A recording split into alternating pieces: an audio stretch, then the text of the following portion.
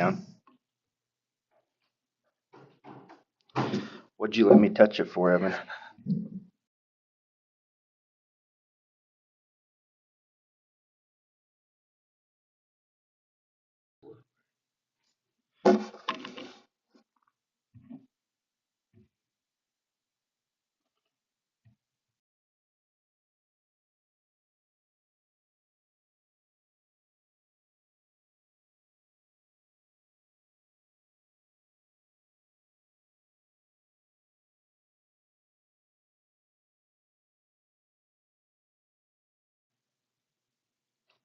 Or is it usually blue? It usually goes blue when we're ready to listen to it.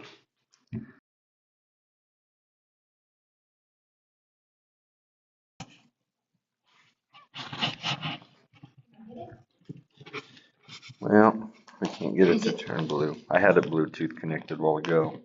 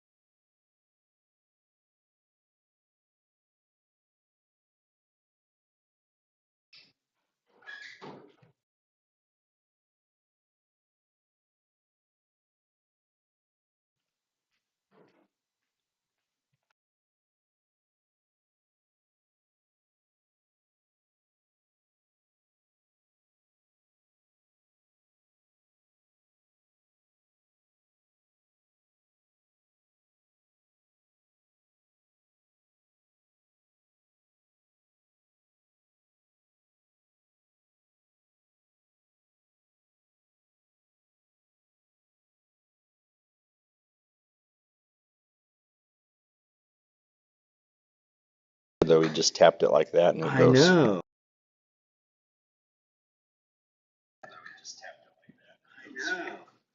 Yeah, but that's recording it. Check, check, check. That's my phone, sorry. Check, check. Oh, that's you. Okay. So when it does that, it's on.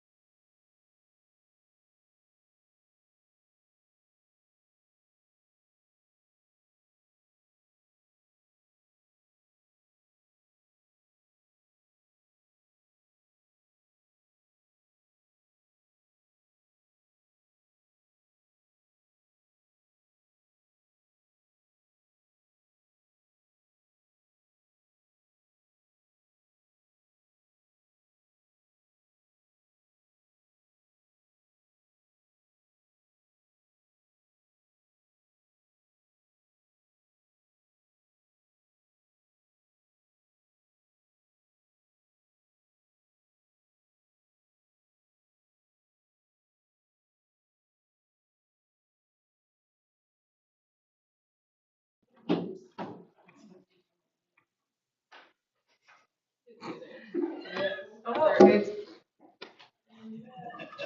Oh. Okay. I will call this meeting to order. First item on the agenda is approval of the agenda. I move to approve the agenda as presented. Motion by Allison, Second. second by Josh. All those in favor say aye. Aye. Any opposed, same sign. Motion passes 7-0. Approval of the minutes from the 9/8/25 and 9/23/25 meetings. Also move. Motion by Josh, second by Kayla. Any further questions, comments, discussion? All those in favor say aye. Aye. Any opposed, same sign. Motion passes 7-0. Approval of the treasurer's report.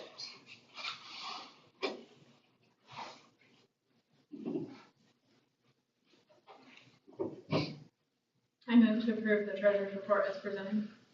Motion by Allison, Second. second by Josh. All those in favor say aye. Aye. Any opposed, same sign. Motion passes 7-0. Approval of the invoices. Mr. Murphy, is there anything you would like to draw our attention to? Yeah, so our invoices are a little inflated from our normal monthly cost, our normal monthly average. We did get the virtual 21-22 audited adjustment from KSDE from the state this past month. It was about $350,000 for 21-22. 300 of that, $301,000 out of that was flow through back to Graduation Alliance, and then the other was our 15% that we normally keep. So inflated about $350,000 from where it normally is to make sure we encumber that 2021-2022 virtual audit adjustment.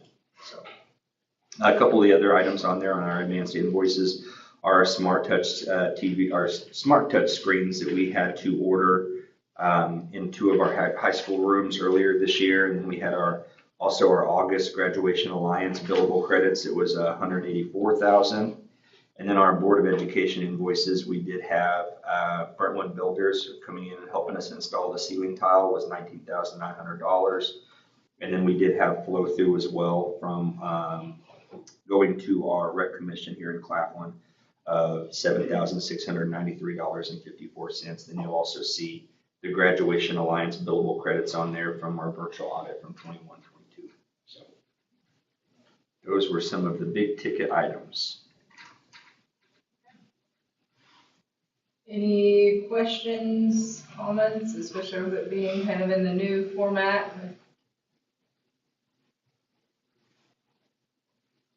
Okay, hearing none, I would entertain a motion to approve the invoices as presented. So moved. Motion by Allison, Second. second by Josh.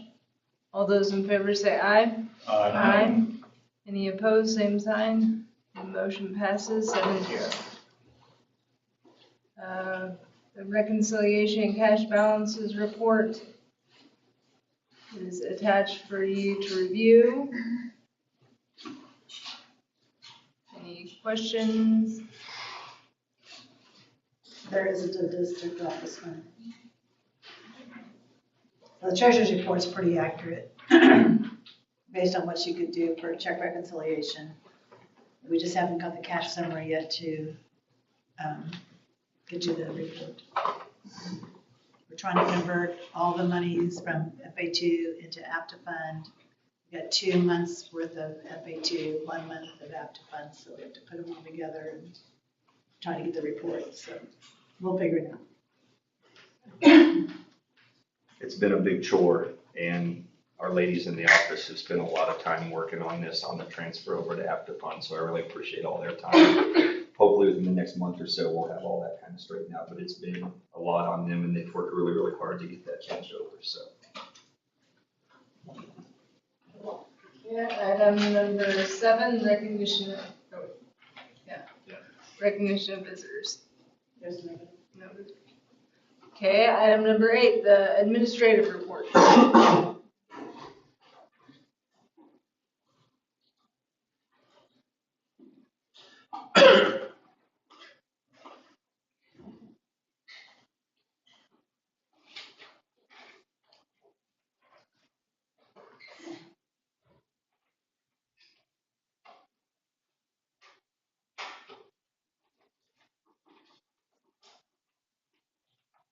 You seriously feel like you should just stay home, right? Okay.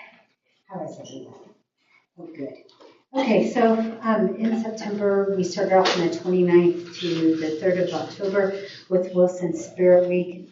From tractors and a special visit from 4-H to a touching balloon release of colors in honor of those impacted by cancer. Our homecoming and Spirit Week were packed with heart and creativity. The parade showcased an array of imaginative wagon floats, and the celebration wrapped up with a lively hoedown dance on Saturday evening. The school was just full of school spirit, and it was just a lot of fun to watch, and I know you were there. Thank you so much for being there. And we had, with the hoedown dance, we had at one point 48 of our 71 families. So I thought that was really great, and the kids were dancing, and they were just having a really good time. And I shared some pictures of everything. There were lots of pictures I could have shared, but I thought those were some of the best. Then on 10/6, we had students from Central Plains come for Ag in the classroom. The kids loved it. They got to eat pumpkin, some type of pumpkin and whipped topping mixture. They loved it. They got to mix it together. They had a lot of fun.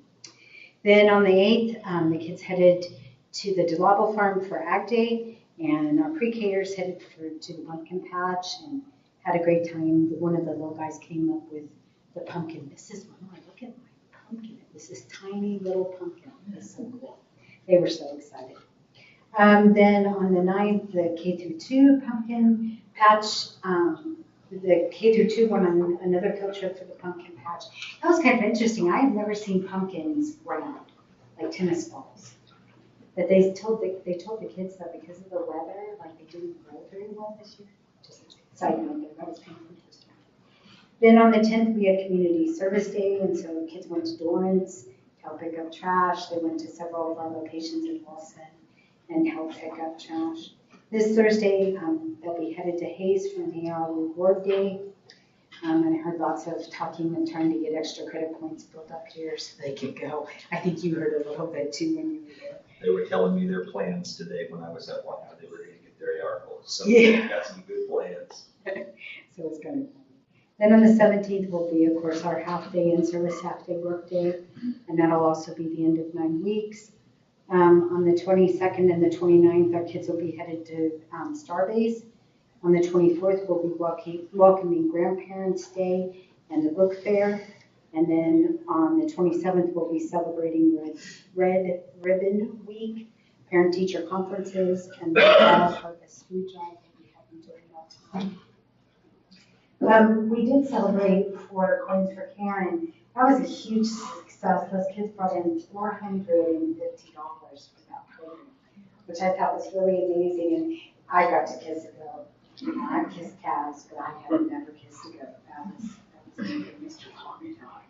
So yeah, it was an encouragement. I watched kids. One of the students, I believe it was in the 6th grade, which was who won. They brought in a huge bag of coins that they had collected. It was like $25 in coins. And the deal was if they got pennies, those didn't count, but if they got coins, they could dump them into somebody else's. So of course they dumped them into staff. Hence why I had to just go, $25 in coins. That was pretty good. So yeah, so it was a really good weekend. I loved it when they were when kids are excited. It's just fun to watch them. It really changed the school. With daycare, we have 3 friends who are enrolled full-time and part-time. I think we have one family that I think is going to come in on the after-school part, and I think we've got a couple others that are investigating this. Our enrollment changed by 1.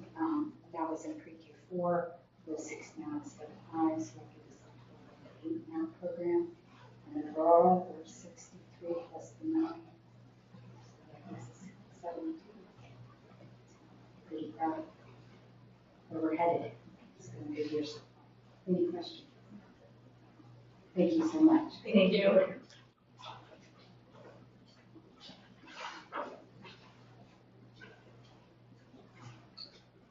On September 15th, we held our Scholastic Book Fair, and we raised over $2,300. And those Scholastic dollars will be used to purchase around 80 library books for our library this year. We've been able to go on several field trips already, which is a really nice way to represent our grade school. Our kids have been really good. Their behavior's been great, and it's nice for others to see how good our kids are when they're out in public. So that's always fun. I'm very thankful for the fire departments. Those were our most recent field trips, and the guys always do such a nice job with that. I'm very thankful that we can go on these learning opportunities. It does add to their learning too. I do want to have a big shout out to Jamie because she made some pretty big bus arrangements for us this last month whenever we went over to the parade, the homecoming parade. She transported over 200 kids to Claflin. We got over there. We made it back safely. It was great. So I do want to shout out to Jamie and all the bus drivers. That takes a lot. We have a student of the week. Corbin Haberger was selected by his teachers. He will be featured in the Ellsworth Reporter this month. He is the son of Ryan and Lindsay Haberger. At the beginning of October, Miss Debbie's 5th grade class challenged themselves with a Socktober. They challenged themselves to collect over 500 pairs of socks, and they met their goal within the first couple days. So then they decided to double it. So their goal is 1,000, and as of today, they're at 903 pairs of socks. So I think they're going to meet that goal as well. All of the donated socks will go to various shelters and those in need. I'm going to say tomorrow night, if the weather cooperates, the PTO is wanting to paint the lines on the basketball court. So I'm not sure how that's going to work out with the rain. Next week, we'll be holding Spirit Week. It is our first 9 weeks AR reward. As of this morning, we had read over 4,000 AR books, and we're at 90% comprehension. I have 5 students that I'm taking out to eat for those that have earned over 100 AR points. That's quite an accomplishment. Some of the upcoming events on our calendar, unfortunately, the 5th grade will not be going to Starbase because it was canceled with the government shutdown. We don't know if they will be rescheduling at this point. We hope they do, but as of now, we're just not real sure. Our 5th graders will also be going to the community center and to the Holly Reeve Legion this Thursday. This Thursday is also the end of the 9 weeks. We do have an in-service on Friday where we will be working on KISA and we have an ODD workshop also. We do have a site council meeting coming up on Monday at 6:30. On October 21st, we'll be offering flu shots to those students whose parents have signed them up. And today, Mrs. Murphy called over and invited our 6th graders over to a demonstration of a drone activity so that's something new that we just found out today. I think they'll really enjoy that. The three-year-olds will be hosting a family event next Thursday. We have parent-teacher conferences coming up. We also have Ag in the Classroom coming up for the 3rd through 6th graders. On October 30th, we've been invited to Hoisington to see the 3 Little Pigs and Schoolhouse Rocks, play. I think the kids will really enjoy that. We will end the month of October with our fall fun parties. And then we just added another field trip for the 3rd graders to go to the wetlands to dissect owl pellets. That's all I have this month. Do you have any questions for me? Thank you. Thank you.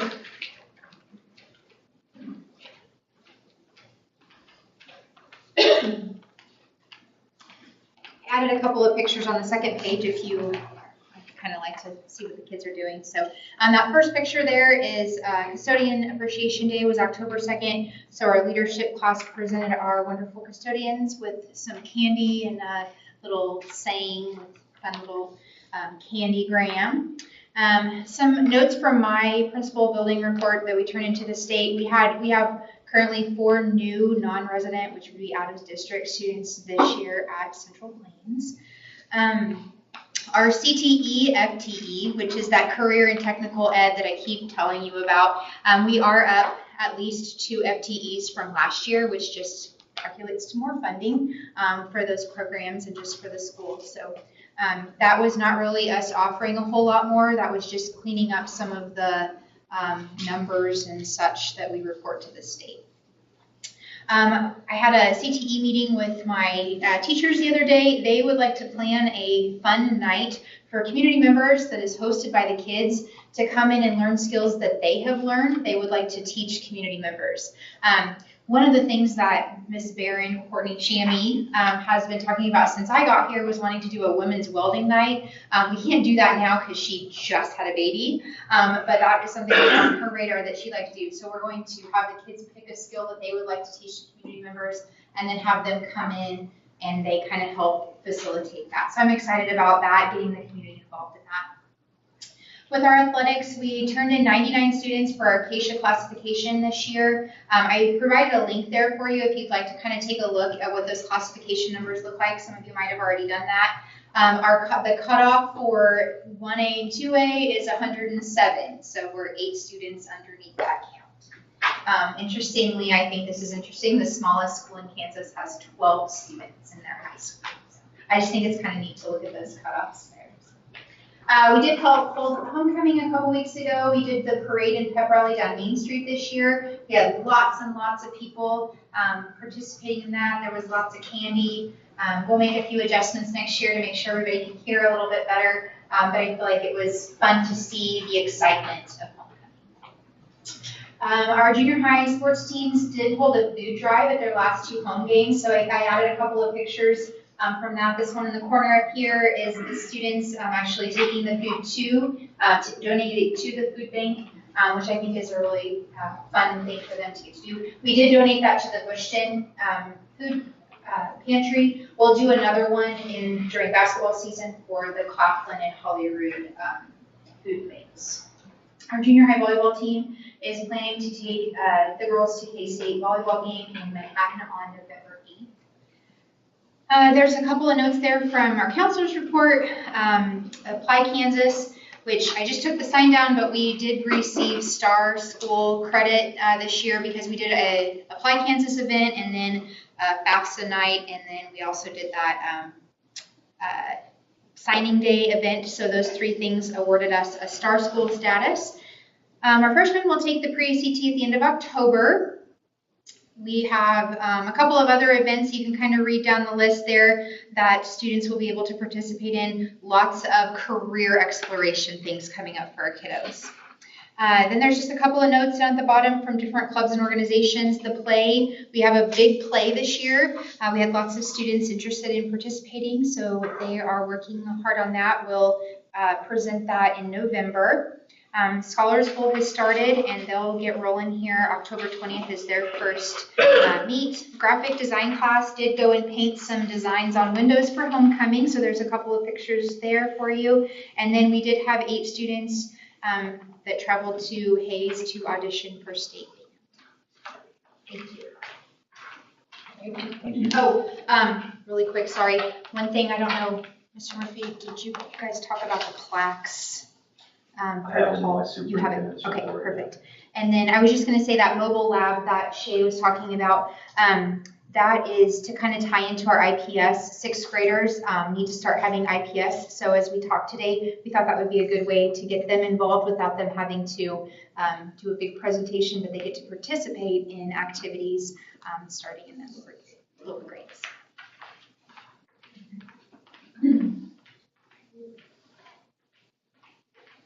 Okay, item number 9, the audit report.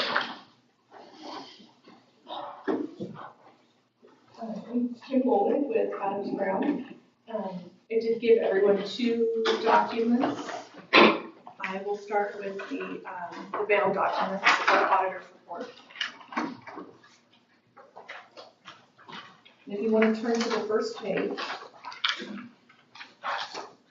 this is our opinion page. We are issuing an unmodified opinion in accordance with the Kansas Municipal Audit Guide, which basically means the statements are presented fairly and accurately. So. Then if you want to turn to page 4, this is the one statement that is required to be presented. It is a summary of each fund, starting with beginning unencumbered cash, receipts, expenditures, coming to ending unencumbered cash. And then we'll add back accounts payable to get to ending cash at the end of the year of 4.2 million. In looking at unencumbered cash, it did increase about $1 million over the year. It's mainly in 3 funds. The first one is contingency reserve. The district was able to make a transfer in of about $300,000. The other one was capital outlay, increased about $260,000, mainly because the debt was paid off in the prior year, so there were no debt payments made this year. And then finally, in the ESSER fund, all of those dollars were encumbered last year, and all of the expenditures were paid this year. So overall, a nice increase of about $1 million. And if you turn to page 5, this would be the footnotes. No major changes here, as we had no significant changes to the audit guide or in our accounting or auditing standards.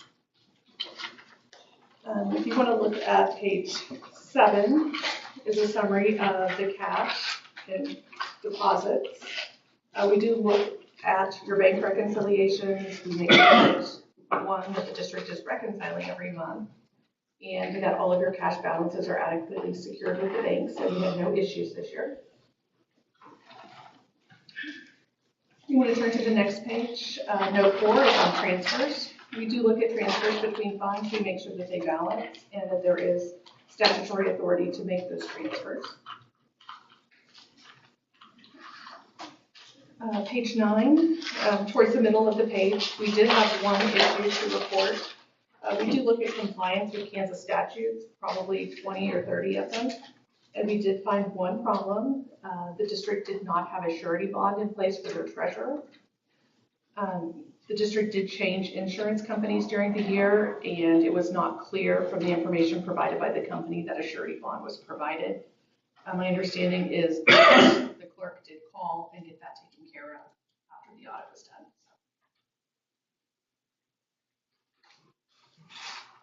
Okay, and the rest of the footnotes are going to look very much like what you have seen in the past. Page 13, we'll start some required supplemental information. The first schedule is a budget to actual comparison. We do take a look at your budgets and any amendments that may have been made to make sure that you are staying within your budget authority. And of course, there were no problems. And the remaining schedules is a lot of details about each fund, the different types of revenues, the different types of expenditures, and then comparing them to prior year actual and budget.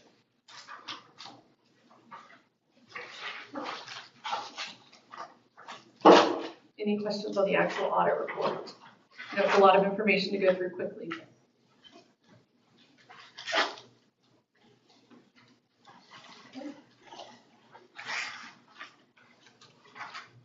Their other document I gave you was a letter that we are required to give to the board. This kind of just goes over some of the any significant audit matters or problems, or if we had any disagreements or that sort of thing, we would report them in here. I will just point out a couple of the items on the page 3 that we have to report. One of them is segregation of duties. This is not new. Every year we have to let you know that the district does not have enough staff to adequately segregate the duties as needed. It's impossible when you have a small staff, but it's just good for the board to know that and to keep an eye on the financials and make sure you're always questioning things that you think look unusual. And then the other item was an accounts payable invoice that was missed. It was in the virtual education fund. We did have to make an audit adjustment of about $144,000 to increase the accounts payable to make sure that we had 12 months of expenditures recorded in that fund.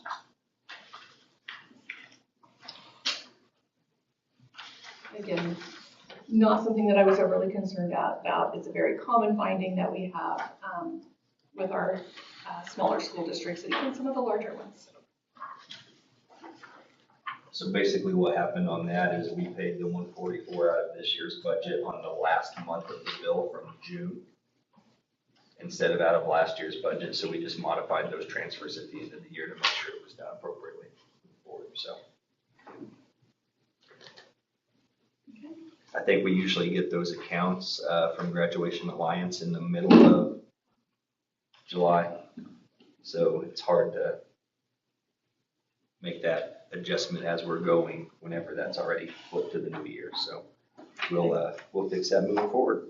I think she said you got it like the day or two after you cut off accounts payable is when the bill came in. So it was just missed.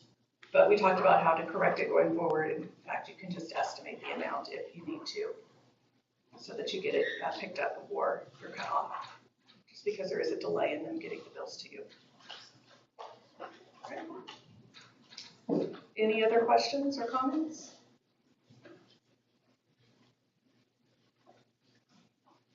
Okay. Well, if not, thank you very much. And I appreciate all of the hard work from Diane and the rest of the staff. Thank you. Makes the audit very easy on my end, so. Thank you.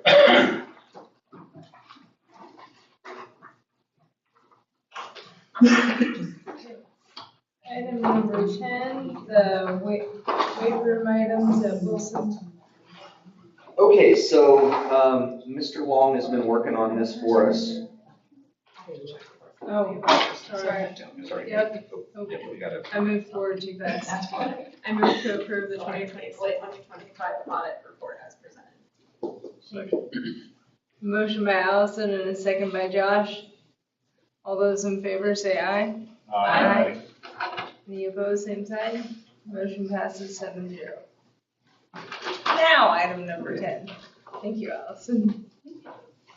Mr. Long's been helping us with this since he's kind of helping with the PE a little bit over at Wilson. So we estimate that the items that are marked in orange would be the items that Ms. Zelinka would be interested in for her new gym/fitness center that they're trying to get rolling in Wilson. So those items using using an auction site to kind of compare, since they are used items, estimating it about $2,250 on those. Just need to know which way the board would like to go on those, as far as if that's what we want to charge, or what that looks like with the equipment that we're not using in that weight room anymore.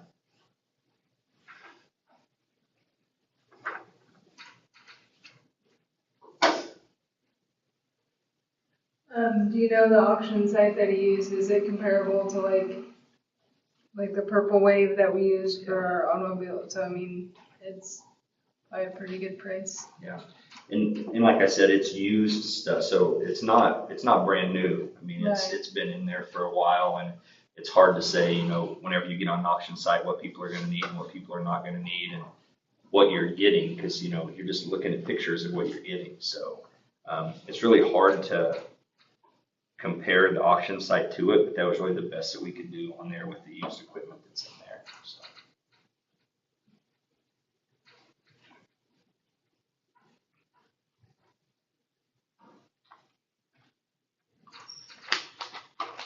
And then the items that are in green on there are items that our weight room would use down here to kind of fill the need of the items down here. So the items in green we would move. The items in purple are items that they still use with their upper elementary school kids. So those items need to stay there, the items in purple. So I just need to know what your guys' thoughts are as far as whether we want to offer her at that, or if we want to offer it at even a discounted rate, since it can be used in Wilson for the community, or what your guys' thoughts are. So have we talked to her and all the items, that is, she said yes, we would take? Yeah, the items in orange are the items that she would want. And what would be done with those funds if we do charge her? It's really capital outlay items, so it probably need to go back into capital outlay expense. I mean, if we were going to buy those, it would come out of capital outlay when we bought those. It would be like whenever we sell a district-owned property, personal property, it goes into capital outlay because you purchased it years ago. So there's an account in there called miscellaneous revenue, and that's exactly where it would go. That's what we'd have to do.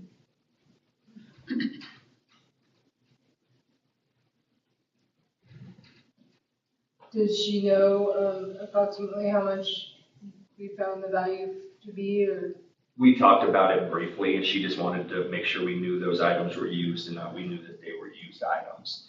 We haven't talked about a final number. We talked about just that we're using an auction site to try to compare what they're worth. You know, Yeah, it's actually my son and his girlfriend that are doing this. That's what I'm trying to say now in the conversation. So, I mean, but yeah, they just had their grand opening on the 4th for their gym. So, but as far as I know, they're still interested in the equipment. She goes to school there. She what? She goes to school in Wilson. Yeah, they both graduated from Wilson. Mm-hmm. She graduated from K-State and Trey graduated from KU. So they both have their degrees, but they're both alumni of Wilson High School. and I would even, you know, if the board gives me the approval, I would, you know, reach out to her and see what they could afford if that's what we wanted to do. You know, with them opening a new business. If you guys give me the authority to go ahead and do that, I can do that. I don't know, with opening a new business, I know it's probably tough, but, you know. $100, I'd be in favor to give it to them. They both graduated Wilson. I mean, the community members, that's kind of how I feel. It's not that big of a amount, but it's whatever.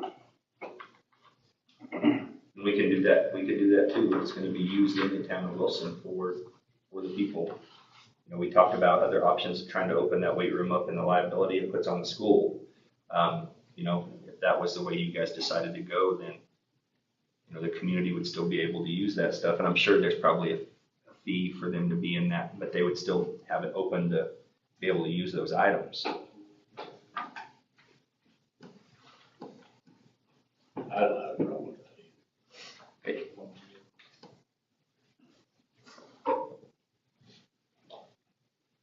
So we would need a motion to donate those items that are in the orange to Caitlin Zelinka, if that's what you guys would like to do. So move. Motion by Chad, I'll second. second by Josh. Any further questions, comments, or discussion? All those in favor say aye. Aye. Any opposed, same sign. Motion passes 6-0 to 1. When it says all items in orange, I'm just gonna attach this to the minutes so that everybody knows. Okay, item number 11, activity bus driver. Okay, so we visited a little bit about this in the past. Going from a sit time, drive time to an hourly rate. We did check in with some other schools on what they're paying, and it's anywhere from $15 an hour. Some of them wouldn't tell us, they would give us the range between $13 and $15 an hour for their activity routes. So we were looking at moving from a $9.75 per hour sit time rate and then an average of $21.50 drive time rate to just a flat $16 rate, hour rate for activity drivers. Did meet with our activity drivers last week. They're all in favor of this if we go this way. It's going to be a slight increase, but it's not going to be anything that's, you know, really worth writing off about, and it's going to change based on transportation every single year as well. We did look up some different scenarios. On one of them, whenever we did scenario one, we're using that $21.50 an average. I mean, it comes out to about like $5 more a trip on a 2-hour trip, 4-hour trip. So it don't come out to a whole bunch more dollars, but it makes it easier on their side trying to figure out the drive time, the sit time, and it makes it easier on our bus drivers. One of the gentlemen I was talking to, they went to, I think, Ellsworth for volleyball, and they drove there. They was sitting for a while for sit time, and then they had to drive them back across town, and they were just, well, I'm not counting that as drive time, and it made me feel kind of bad. I mean, they're driving the kids, and they're just counting that as their sit time. If we just went to an hourly rate of that $16 an hour, it is slightly higher than most of the surrounding districts that could help encourage some more activity bus drivers as well moving forward. So we feel like that would be a very good choice to make moving forward. So that'd be my recommendation, is moving the activity bus route drivers to a $16 an hour flat rate rather than a sit time and a drive time. Yeah, their timesheets are like all over the place. Yeah. It takes them That'd be a long a time to decipher sit time, drive time, and they have to do the same thing, and then you do one rate. It'd be quicker for me, and yeah, even though it's gonna cost us a little bit more, it's saving my time Yeah. And saving their time too. and saving their Calculating time. all their stuff. So. Well, it gives them that incentive of, hey, I'll drive. Yeah. And we won't have to look so bad. I would entertain a motion to approve the hourly rate for the activity bus drivers. Also move. Second. Motion by Josh and a second by Allison. Any further questions, comments, discussion? Hearing none, all those in favor say aye. Any opposed, same sign. Motion passes 7-0.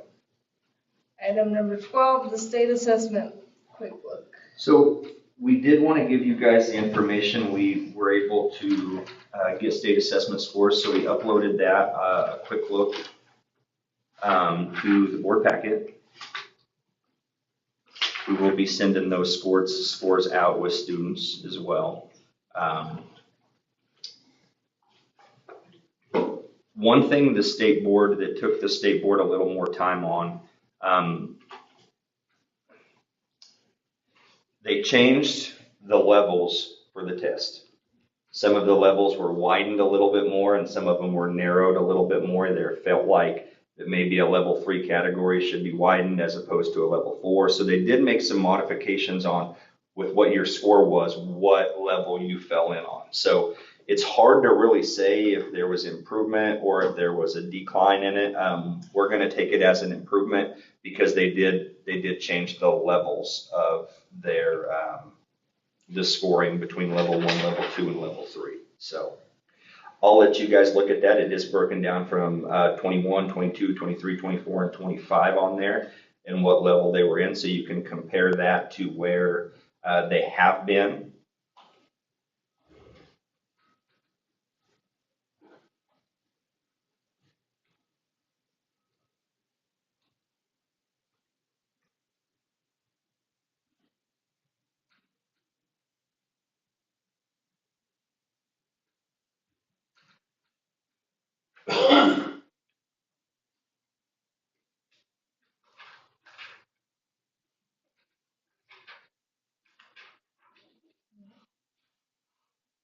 Any questions?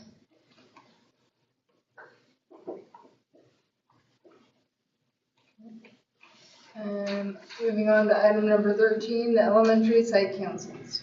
So this has changed just a little bit because of the new regulations of the Kansas Open Meeting Act that we will not take action on this. We just wanted to give you guys information. If we do take action and approve these, then it has to be recorded and open to the Kansas Open Meeting Act as well with our different site councils. We just wanted to give you the names of our site council members for Central Plains Elementary School, and then also our site council members right now for Wilson Elementary School as well.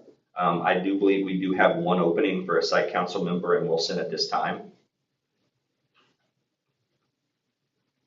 So our members for Wilson Elementary are Susan Thielen, Kelly Thielen, Ted Long, Kim Criswell, Allison Ford, Jennifer DeLable, Sadie Suckup, and Tarina Templeton. And then at Central Plains Elementary School, Shaylin Thomas, Kara Worth, Amy Metro, Chris Demmel, Kayla Johnson, Kim Ingham, David Bowen, and Brianna Weber.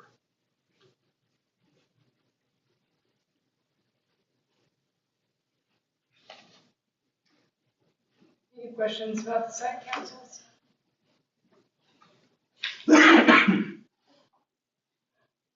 Item number 14, Hall of Fame selection. Okay, so earlier this year, Tamara and Chad were selected as the members of this committee. So I tried to send this out to you guys as well. So our 2 nominees are on there. The first nominee is Jane Osier, and I'll let you read over her information. And then also Joan Klug as well, and I'll let you take a little time to read over their information as well. And then I'll let Chad and Tamara take over if they have any comments or thoughts on those nominees.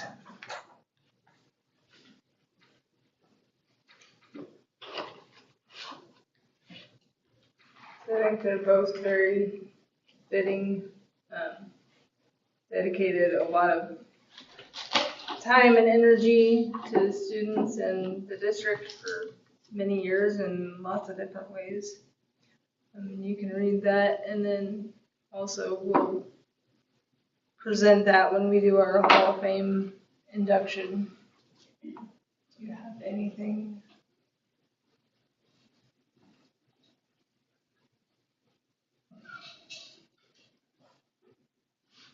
I don't think there was any hesitation to accept both of those nominations. I move to approve Jim Boucher, Jim Boucher as inductees. Second. Okay, motion by Kayla and a second by Josh. All those in favor say aye. Aye. Any opposed, same sign. Motion passes 7-0. And do we know yet when that will be? That's during On basketball. a calendar, I can go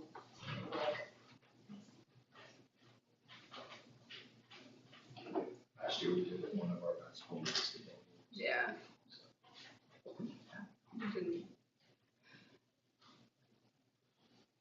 She didn't have to go look, but.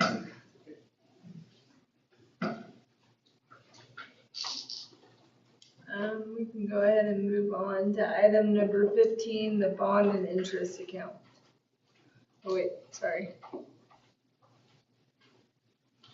It will be February 19th. That will be a Thursday night versus the Canton Galva. February 19th.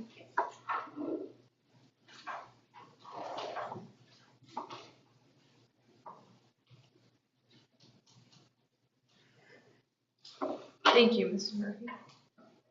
Item number 15, the bond and interest account.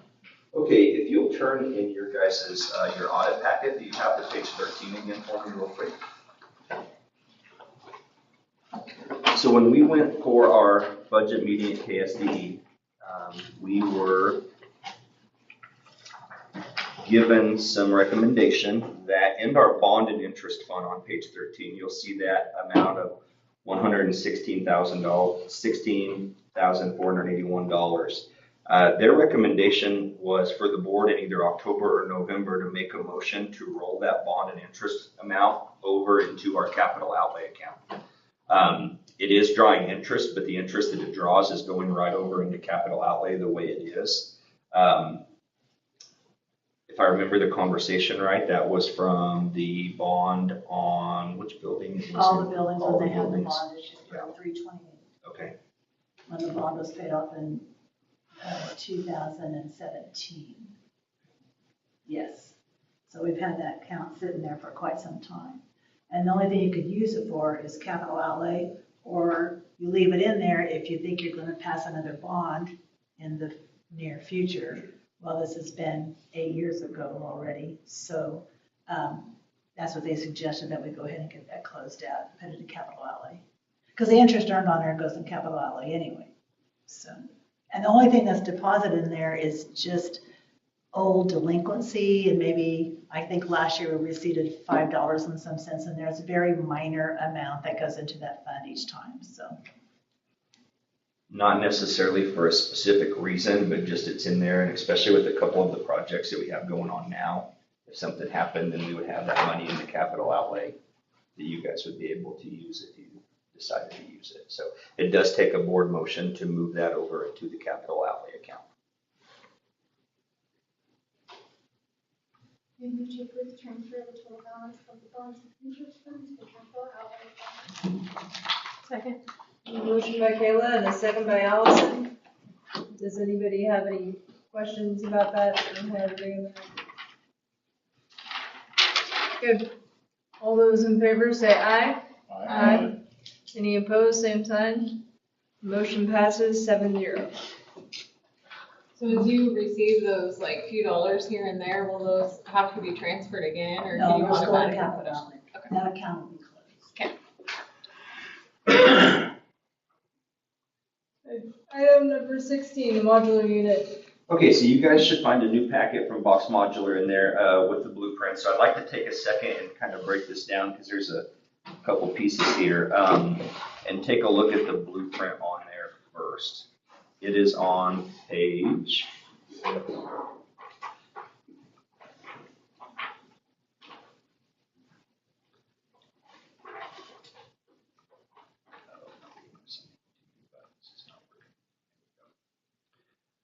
It is on page 6. A couple items that were taken out of there. The doors, the outside doors from the classrooms, except the 2 rooms that would be the daycare rooms, were taken out. Also, the spot that is in the boys' bathroom, that's the square that we were worried about, basically is just dead space. They thought with the urinals that are there, if they pushed that back and made that a full depth of the rest of the stalls, that it would be kind of awkward to have it that far back. So right there, that little square right there is just dead space. There's nothing there as of right now. It did actually taking the doors out and making some of those modifications. The another modification that was made is the hallway between the utility room and where it says office space was widened just a little to allow a double door there. And then also the main hallway was actually widened out just a little bit to make sure we have plenty of room for those lockers where they don't overlap to become a fire hazard. So those were a couple of the other items on there as well. Did they say, yes, that's a good idea, what we did, or hey? Well, they just said they put those in there because normally that's what they have is outside doors for each one of the classrooms. They said it's really specific on what you would want. The question that I had that I wanted answers for was, is it something with the fire marshal side of it that had to have a door? And they said that no, they did not think that was the case for those doors. There was one other thing that I wanted to visit with you guys about on this.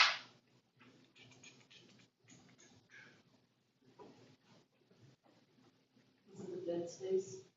Yeah, there was one other thing that I had a thought in. Oh, just the middle hallway. The middle hallway, they did widen out just a little bit more to make sure that they did have the spacing in there for the lockers on the sides. So that is just a little bit different width than what we've had before. So it did knock the price down just a little bit, not anything crazy, but it did bring the price down to take those doorways out on there. Thoughts, questions, concerns so far on what we have for layout? Did they say escape windows or the windows you could escape out of or not? What did they say? I don't remember us having the conversation on what those windows were like as far as escape windows. So if there's not an outside door, it's safe enough to get the children out of the room without escape window? I think it would have to be. Okay. Or otherwise, I think they would have said, hey, we would have to keep the doors in because of that reason. Yeah, specifics on the windows. I don't know exactly what those specifics are. I'd hate to tell you wrong on those, but I can ask that question. Common thought would be, if you're taking those doorways out, kind of like Josh said, that those windows would have to allow them an access out of them. But I'll get a for sure answer on those. Are we gonna expand the parking lot any which way, or is there room or around the daycare there as well? We haven't really got that far yet. I haven't really thought about which way we would expand that parking lot or what that would look like. It'd be nice if there was some way of that we could expand where there was a little bit of a U shape where it'd be a little bit easier to drop kids off in the morning and go out maybe a different direction than where the buses come in. Our hope is that we can get this up and rolling, and then we still have till next January to move the daycare if we so choose from where it's at. So it does give us a little time to try to do this in segments where we can get at least the classrooms set up, the classrooms rolling, and then have the conversation of what it's going to look like and what we need to do to move the daycare from where it's at over to these 2 rooms. So.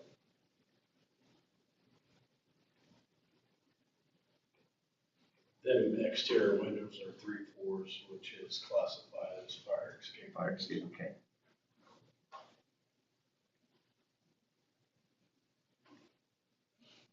Does it say on there, Josh, that they are a fire escape, or is it It just? doesn't say, but Okay, that's a standard fire escape size. I'm gonna ask, I'll ask Lee to make sure I have it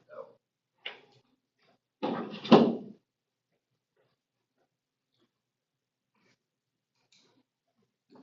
Okay, I did want to turn our attention next to the payment schedule that's on there. So I printed it off. While they don't use the word penalty in paying off the item, there is an amortization schedule that they have on there and what it looks like. So I included that on here because I wanted to visit with you guys on that to make sure just 100% transparency on what that looks like. So I believe that is the second one on there. And then, let me go back here, get to the right.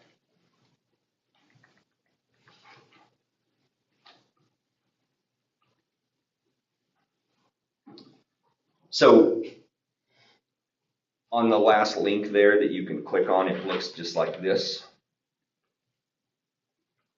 So this is all sample numbers because I wanted to break it down. I wanted to make sure when we talked to Lee, when Tamara and I were going over the board agenda, he said, well, it's not a penalty, but there's a fee. We want to I want to know what that fee is. Even though they're not going to say it's a penalty, I want to know what the fee was. So looking on here, whenever you break it down, after the first 12 payments, and again, this is a $1.1 million, and then this would be with no down payment. Okay, so again, this isn't going to be exactly what ours looks like, but this is just what they gave me for an estimate.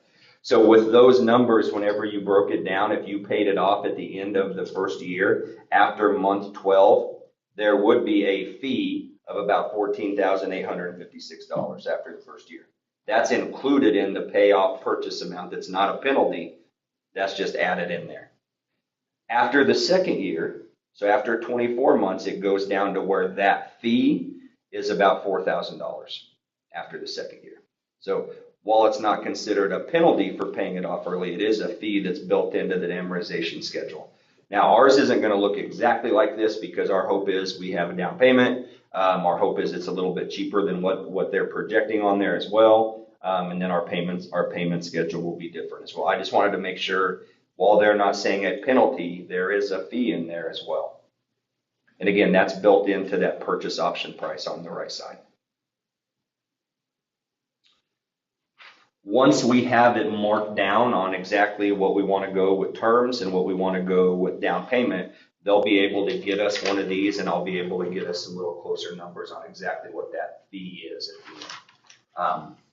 So I wanted to make sure you guys had that information as well. And then I wanted to go back to our box modular proposal.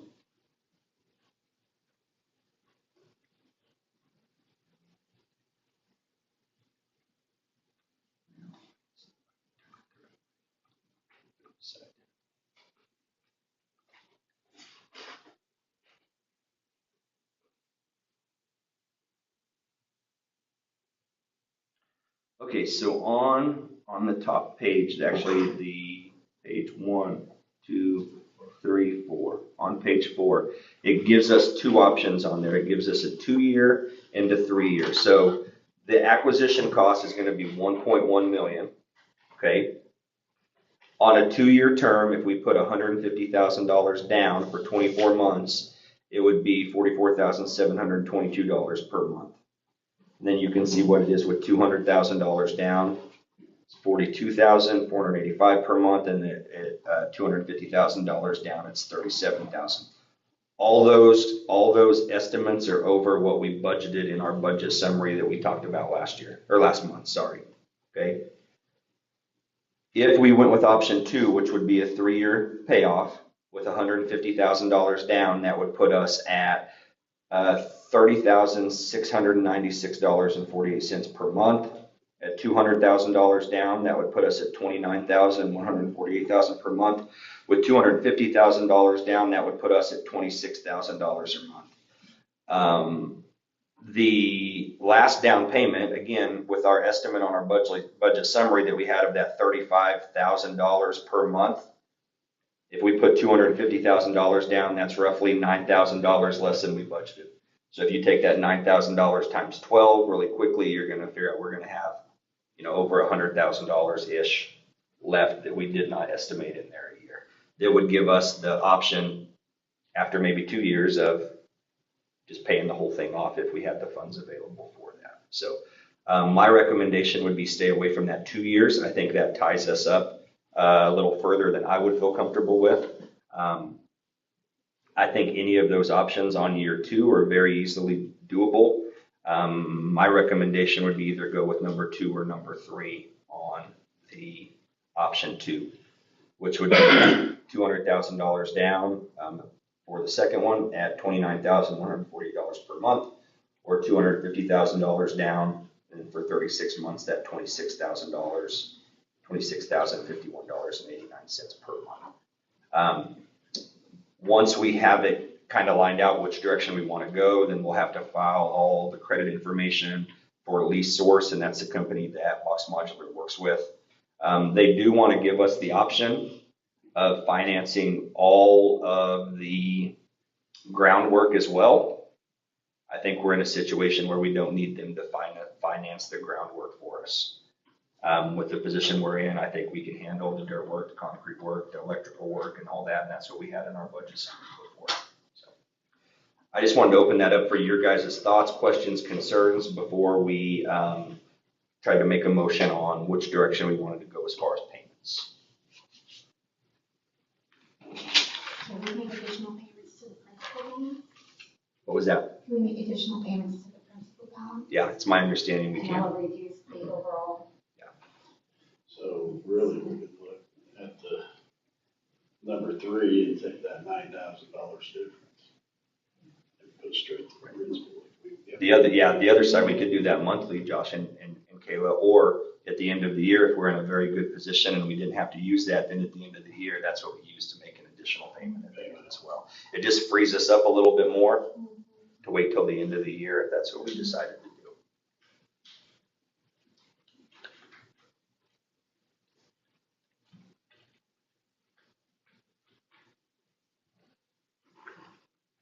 I think it looks like consensus is probably to go ahead and go with number 3, since we're in a position that we're able to do that, just to bring those monthly payments down, and then, yeah, at the end of the year, be able to hopefully make a larger lump sum payment. But I would entertain a motion to make that official. So moved. Second. Well, you need to, how much money do you want to put? So I move to $250,000 down payment Okay, over 36 months. thank you. Okay, so there's a motion by Allison to make a down payment of $250,000 with the 46-month payment plan. And a second by Josh. Any further questions, comments, discussion? Hearing none, all those in favor say aye. Aye. Any opposed, same sign. Motion passes 7-0.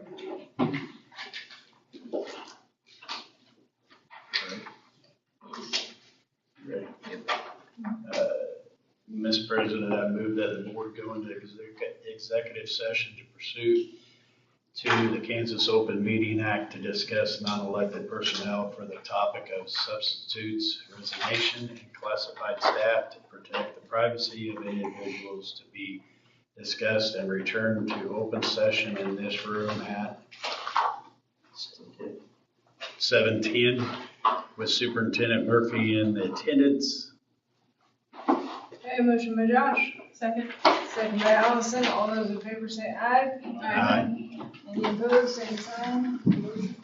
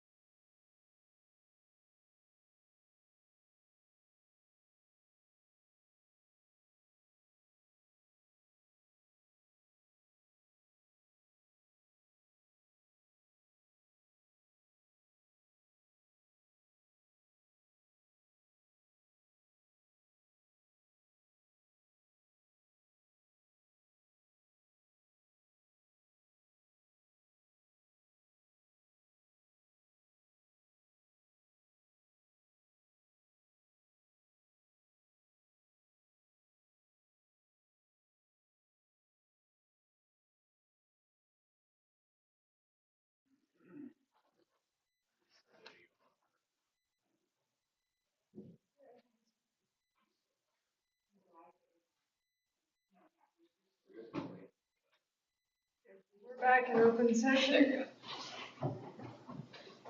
I move to approve Lana Wood as substitute teacher for Wilson Elementary, Daryl Harding and Michael Specht as substitute teachers for Central Plains Junior Senior High, Johanna Mittman as a substitute teacher for both Central Plains schools. I'll second. Motion by Allison and second by Josh. All those in favor say aye. Aye. Any opposed, same sign. Motion passes 7-0. I move to approve the verbal resignation of Penelope McCraw as daycare room operator. Second. Motion by Allison and second by Josh. All those in favor say aye. Any opposed, same sign. Motion passes 7-0. I move to approve the resignation of Corey Bailey as family engagement coordinator at Central Plains High School Middle School. Second. Motion by Allison and second by Josh. All those in favor say aye. Aye. Any opposed, same sign. Motion passes 7-0. I move to approve Brianna Helton as the school nurse at Central Plains High School Middle School for the 2025-2026 school year. Second. Motion by Allison and second by Josh. All those in favor say aye. Any opposed, same sign. Motion passes 7-0. I move to approve Felicity Jones as daycare room operator pending completion of all KDHE certification requirements. Second. Motion by Allison and second by Josh. All those in favor say aye. Any opposed, same sign. Motion passes 7-0. I move to approve Jacob Ryan as a high school assistant basketball coach for the 2025-2026 season. Second. Motion by Allison and second by Josh. All those in favor say aye. Any opposed, same sign. Motion passes 7-0. I move to approve Charlene Pearson, Candace Willard, and Sheila Franson as bus route monitors for the 2025-2026 school year. Second. Motion by Allison and second by Josh. All those in favor say aye. Aye. Any opposed, same sign. Motion passes 7-0. Mr. President, I move that the board go into executive session in pursuit to the Kansas Open Meeting Act to discuss non-elected personnel for the topics of superintendent evaluation and return to open session in this room at Whatever you guys need there.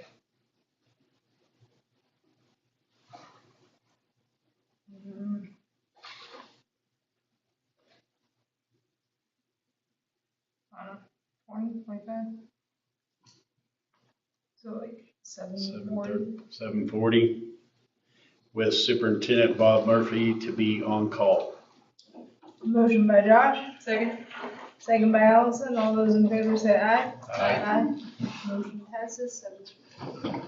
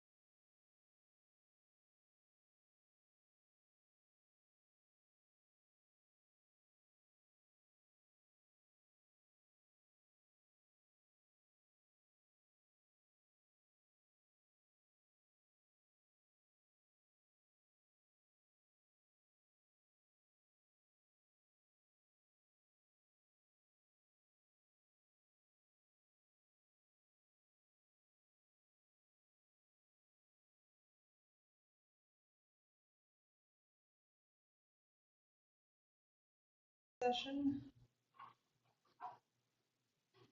Item number 19, the superintendent report. Okay, so a few updates. Thrasher did come up to Wilson to redo. They did bring the concrete foundation up in front of some of the entryways, but they did not bring all their materials to do everything they needed in the library. So that was rescheduled for November 7th as of right now for the library part of it. I was trying to give you guys an update on that. And then we did file for the Adopt grant again this year through K-State. That is a technology grant for Chromebooks. So we're hopeful that we might have the opportunity to go ahead and have all new Chromebooks through the 6th grade the rest of the way up. So we're hopeful that we have a chance to get the Adopt grant. The Claflin daycare did get the water line moved, the new fire hydrant put in, and right now they're bringing in a lot of dirt. The rains kind of hampered their progress on that a little bit, but they are moving in the positive direction. We do have an in-service workday Friday into the 9 weeks. We do have a ODD training on Friday as well. We're going to include our bus drivers and our monitors with that too. And then we're going to have our KISA collaboration meeting, and then we have a work day the rest of the afternoon. So November 4th, we do have our KISA improvement day. That's at Hayes. We are grouped with Victoria and Ellis. The fundamentals, just as a review for you guys, we did choose our fundamental last year to be standards alignment. The structure we chose was professional collaboration, and our action plan was for the district collaboration guidelines and expectations to be completed and presented to the faculty and staff to finalize. These guidelines will be the expectations for all grade levels, pre-K through 12th. And I did go ahead and put our attached document on there as well that we will present to our teachers. So I wanted to give you guys a chance to look at that. We did have teacher buy-in with that, faculty buy-in as well. So those professional collaborations, if you click on the superintendent's report,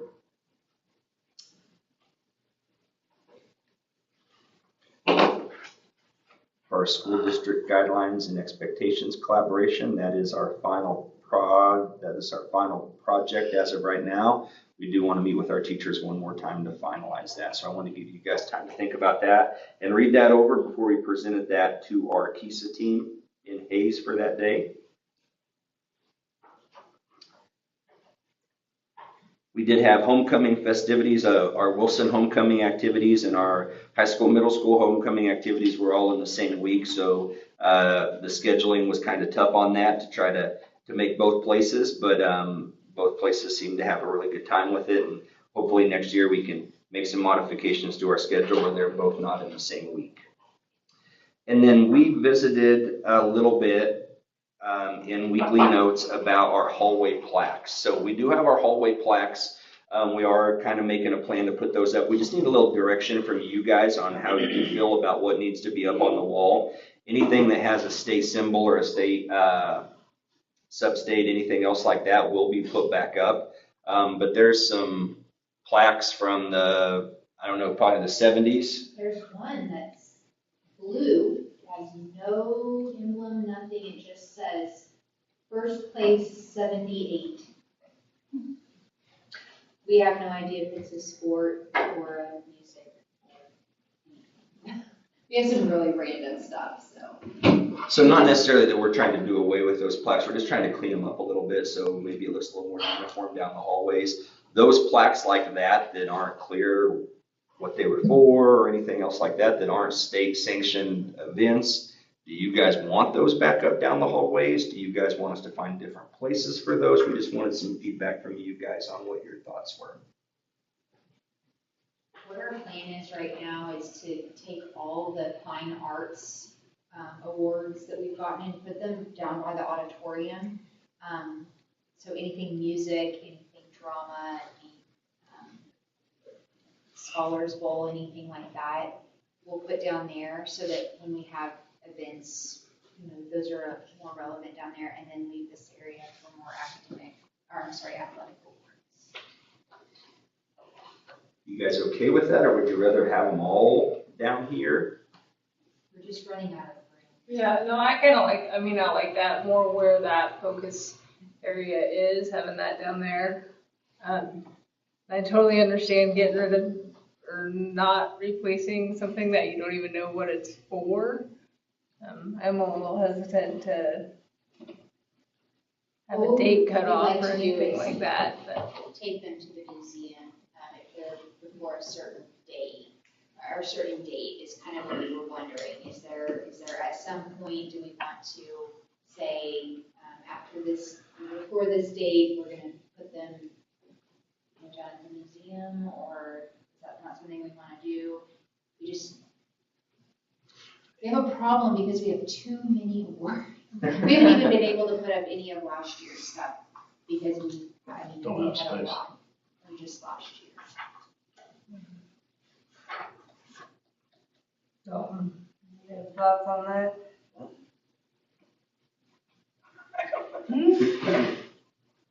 I don't know if you guys have noticed, but you can see where all the wood that goes all the way around, it actually goes all the way down this hallway and back up as well. So both of these hallways are lined all the way down there, and then down this way as well are both lined, that had plaques up. I like your idea of putting the fine art stuff down by the auditorium, because, kind of separate it. Because in like the sports stuff, a lot of people come through here for the sports, and we probably do need a cutoff date if we.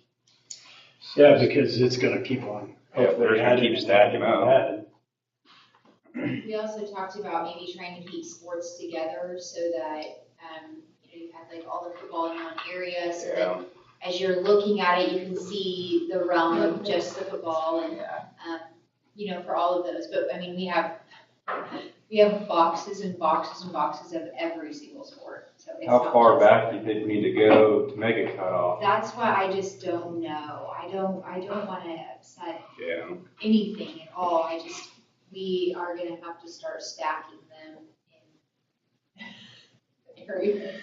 Well, I say we look at the date, let's say the 70s, and how much more space does that give us? Yeah. Yeah, we can do that. And if it's not that much, do we go to 85?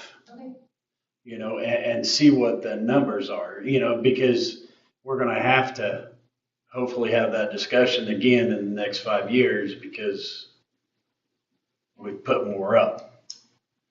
Yeah, we can definitely do that. We have them all. They're all being sorted. So right now we're putting them by sport, and we can kind of take a look by year to see how many that saves, and I can kind of let you guys know. We're just going to need to get them out of the auditorium so we can have them play in the next month. So we'll go ahead and get the fine arts ones up down there, and then we'll find somewhere to put them until we can figure out. And the bad thing is some of the sports we don't have no more, like golf. Indoor track. But They used to have an indoor track. really, I think most of the indoor track stuff is just those records. I don't think we have a whole lot of No, there's not. plaques or anything. I think we just have the record sheets. So. And those are still up. We didn't take those down. We do have all of the brackets and stuff from the state tournaments. We talked about maybe dedicating this corner, putting it all in there so you can see it all, or somewhere in here, instead of, because right now we're lining the hallways down here. So we thought if we put them all in one area, you can might make more of an impact if you saw them all together. So, and they get crooked because they're just strung up there. Yeah, so I guess we'll revisit that when we kind of know, if a cutoff date. Yeah. How much space would that save us? Okay, so a couple other radar items that we're working through. We've talked a little bit about a sub shortage, down the line here. Depending on how that rolls, we might need to look at trying to fill a couple of our, maybe moving some people from just a sub periodically to a full-time sub within the district, where they're not going to other districts. We just have them here and we can move them between classrooms. Could be something that we could look at here in the future if we get any closer to where we're at right now with the need for subs in the district. So, a couple of the other items we've talked about, that the practice field irrigation, copy machines, water heater.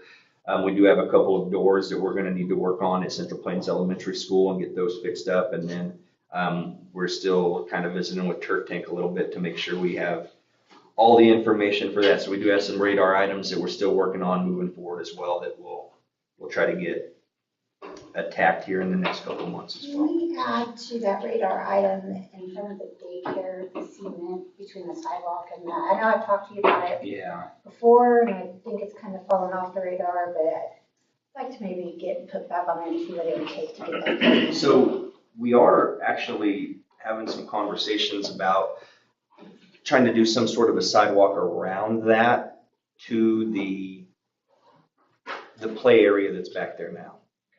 Just because, you know, depending on which way they go, they're trekking through mud and that sort of thing. So we're having some conversations on what we can do with that and what that looks like to make that maybe go around the building this way some. So we'll kind of include that in there as well, going across to the street. Those doors for the daycare, I think, between the sidewalk and the doors, it's pretty, From the street, yeah. yeah.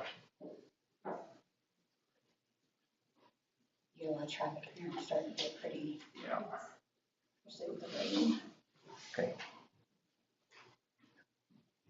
And that's what we have for our superintendent report. Board member reports. Do you have anything?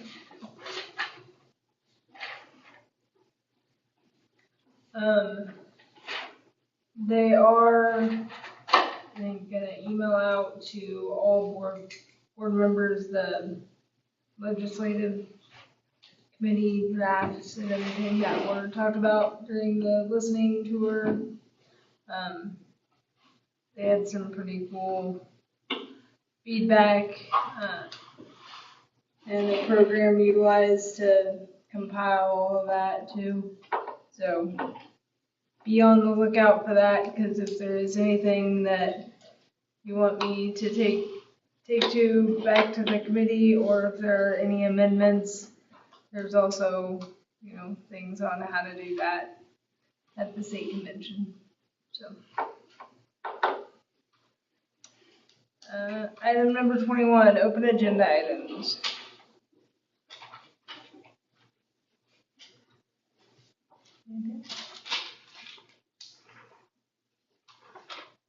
Okay, items for next month's agenda.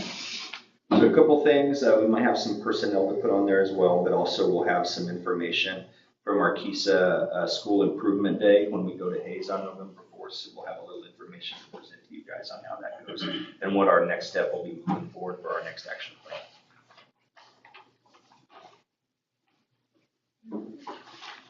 Did we have any idea of when they'd start now? No, I've asked them a couple times and they just said once there's the right amount of dirt in there for them to start packing things down at the daycare, and then also once it dries out. For the modular.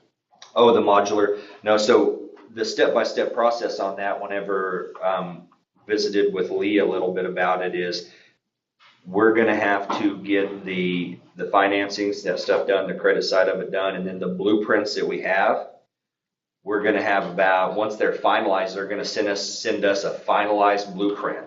And then I think we'll have a week to approve that blueprint once we have the final blueprint. Once we have that done and the final blueprint done, they're going to send us specifications for all the groundwork, exact specifications. That way we can start working on specifications, exact ones for the concrete, the electricity, the gas, the water, the concrete, those They'll have things. to go out for bids They at will, that time? yeah, we'll have to put all that out for bid if it's over a certain amount. Yep. So that's kind of the process that Lee said that that's kind of where we're at. So I asked him if we had the final blueprints by the November board meeting, if we'd be ready to move forward and still be in a good timetable, and he said yes. So my hope is by November we have the final blueprints for approval, and that way we can talk with, I can talk with Shay just a little bit about that and bring that to you guys at the November board meeting. Then us sign off on that so they're ready to move forward after that board meeting in November on that. And then at that time, we'll be able to work some more on the bid side.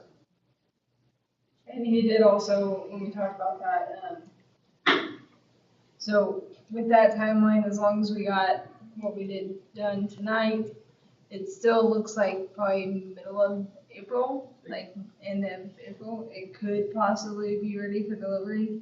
So we also asked what happens if the site's not ready and the building's ready.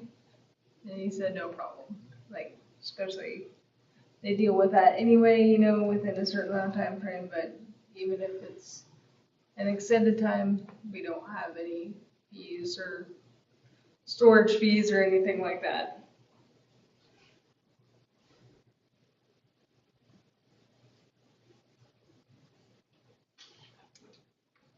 Anything else? If not, I would entertain a motion to adjourn. So moved. Motion by Allison, second by Josh. All those in favor say aye.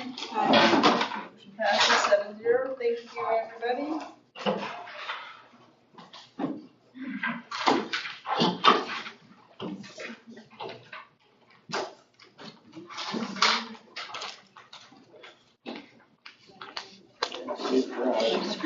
All right.